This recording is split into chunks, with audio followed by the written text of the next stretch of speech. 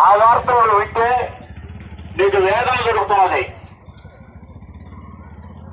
దుఃఖము దొరుకుతున్నది, సంతోషము ఆనందము లేదు. అయితే యేసుక్రీస్తు వారు మనకి భూలోకంలో ప్రజలకి ఒక మంచి శుభవార్త తెలియజేశాడు.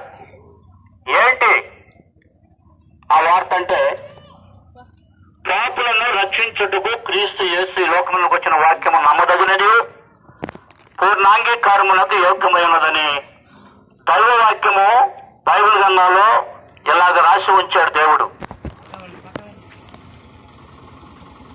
పాపులను రక్షించుటకు క్రీస్తు యేసు ఈ లోకములకు వచ్చాడు.